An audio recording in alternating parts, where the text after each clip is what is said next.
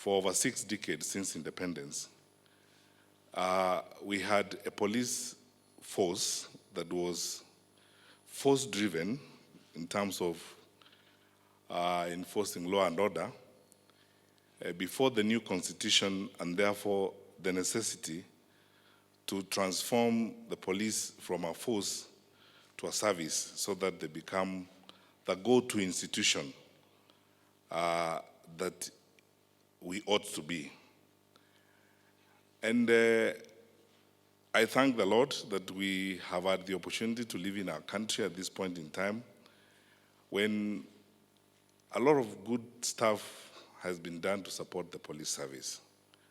The Policare that we launched today is part of that process of transforming the ideology of policing the country so that the police are the go-to people and the police is the one institution you should go for all manner of help.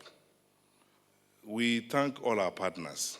We thank you, Your Excellency, for supporting the initiative of Policare, because what we will do is we are going to have a one-stop shop or one-stop center where victims of gender-based violence can go for counseling, for help, and for rehabilitation.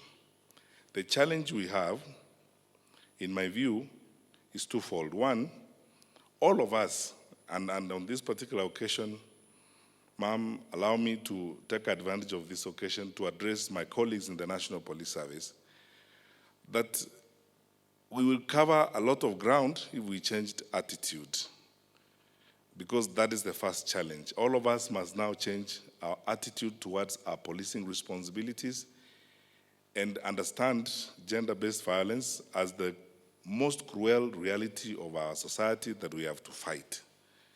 Two, Your Excellency, and I'm really grateful that you found time to be here to launch this.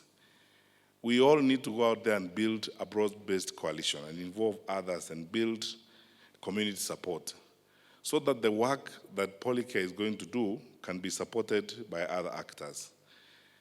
We have capacity as police, yes, but we will not do it alone. And that's why I'm so grateful that the Gender Commission is in this. A good number of elected leaders are working with us on these, civil society organizations, and a broad range of non-state actors are working on this with us. Going forward, Your Excellency, we will do our best to enhance the involvement of others so that these Policare institutions do not become just an event. They become a reality of how we do policing. They become a reality of how we build our communities.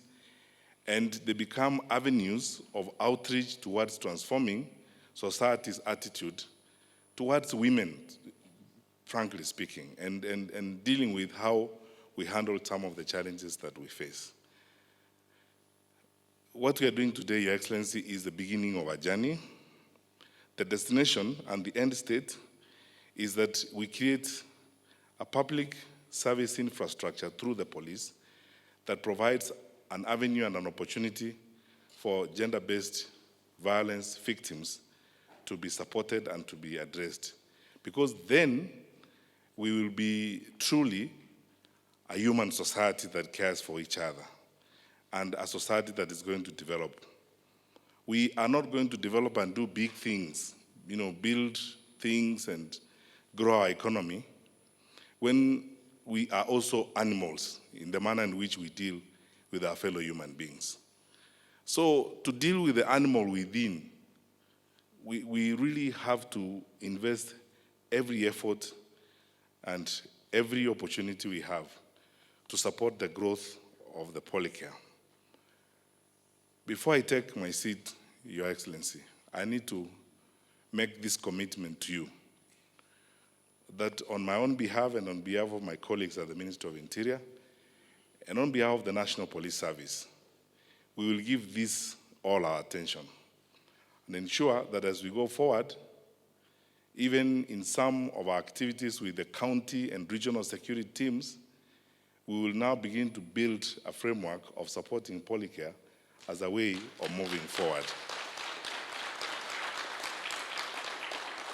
my colleagues from the police service, let not the First Lady's time and energy be spent in vain. Let us make this something that we are going to be proud of. Very finally, Your Excellency, before I take my seat, as a citizen of this country, not as a public servant or as a minister, as a citizen of this country, I want to tell you this from the bottom of my heart. And I believe I speak on behalf of very many Kenyans. We are so proud of you because you have distinctly given our country unparalleled honor and respect because of the way you have executed your public life, the way you have carried on the attention you pay to our children and our wives and women. You have given us an unparalleled place in the globe. We can't thank you enough for that. You could have, because truth be told, Your Excellency, you could have just gone about your life as the First Lady. This is not a demand on you by the Constitution.